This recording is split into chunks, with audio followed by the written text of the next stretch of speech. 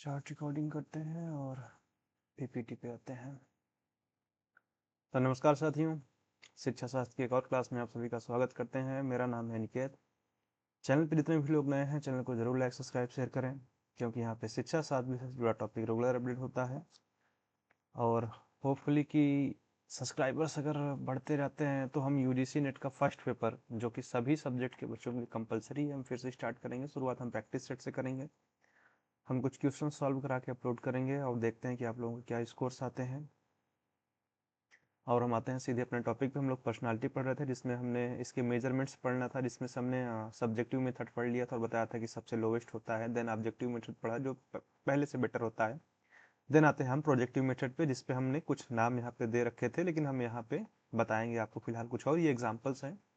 Projective में हम लोगों ने पढ़ रखा था, एक टेस्ट हम लोगों ने पढ़ लिया था, जिसमें टैट के बारे में हम लोगों ने पढ़ लिया था, कितने कार्ड होते हैं, किसका चयन किया जाता है, इस पर क्या रिपोर्ट होती है। ठीक, अब आ जाते हैं। मैंने बताया था एक नाम सिमिलर सा लिया था कि कई बार कि टैट है, कैट है और सेट भी होता है।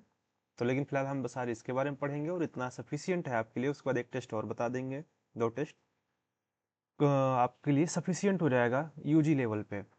तो अगर हम बात करें तो इसको डेवलपमेंट जो डेवलप किया था लियोपोल्ड बेल्लाक ने किया था। अब देखो, जो टैट था वो मोस्टली एडल्ट बच्चों के लिए था।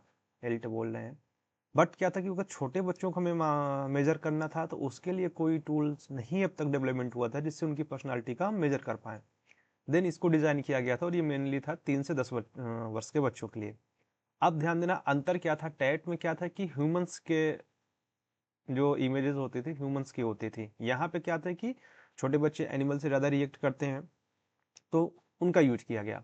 अब ये टेस्ट होता क्या था, सेम बच्चे को एक कार्ड दिखाया जाता था, बच्चे को कहानी बनाने के लिए कहा जाता है, जैसे इस तस्वीर में क्या हो रहा है, इससे पहले क्या हुआ, अंत में क्या होगा, और ये जानवर क्या महसूस कर रहा है। जैसे उसमें कहानी बनाने के लिए दी जाती थी, बट ये थोड़ा डिफरेंट होती थी। और मेन डिफरेंस यहाँ पे क्या आ जाता था कि एनिमल हम यूज करते थे। ठीक है, वो रणबीर कपूर वाला एनिमल नहीं, एक्चुअली में जानवर जो होते हैं, ठीक है, उनको हम यूज करते थे। अब जैसे कुछ एग्जांपल दे देते हैं कार्ड पे। से एक कार्ड एक है, एक चार नौ कुल 10 कार्ड जैसे थे। तो एक चूजा और मुर्गी है, यहाँ पे खाने की मेज पे बैठे हैं। अब यहाँ पे अगर बच्चा इस कार्ड पे कोई कहानी बनाता है तो इससे हम ये निष्कर्ष निकालते थे कि माता पिता के पालन पोषण को दर्शाता है। ठीक है, कार्ड 4 जैसे हो जाता है, इसमें बड़ा कंगारू छोटा कंगारू है।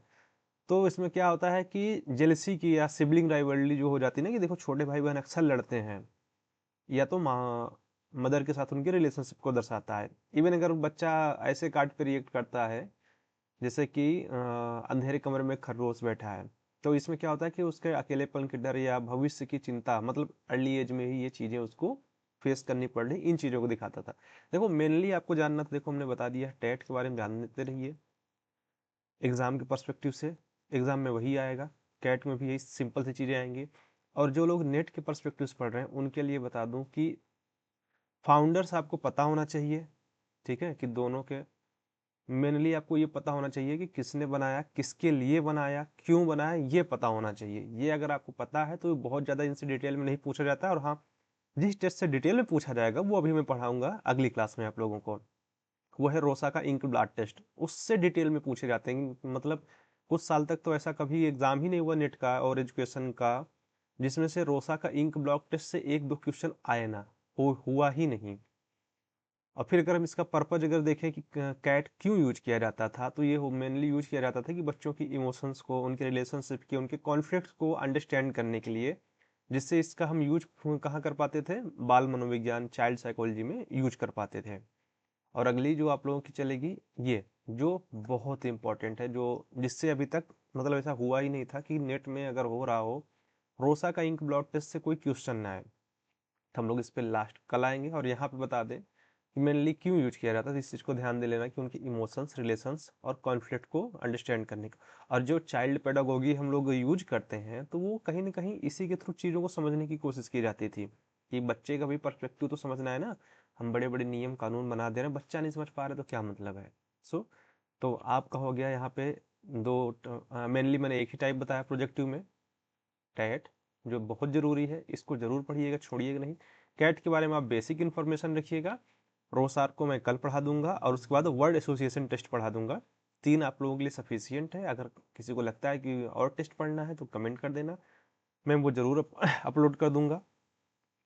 और जितने भी लोग चैनल देख रहे हैं, चैनल को ज़रूर लाइक सब्सक्राइब शेयर करें। मैं पूरी मेहनत कर रहा हूँ अपनी तरफ से, जितना एफर्ट दे सकता हूँ अपने चीज़ों को मैनेज करते हुए। आप लोग भी थोड़ा सा मैनेज करिए, बहुत लिटिल बिट।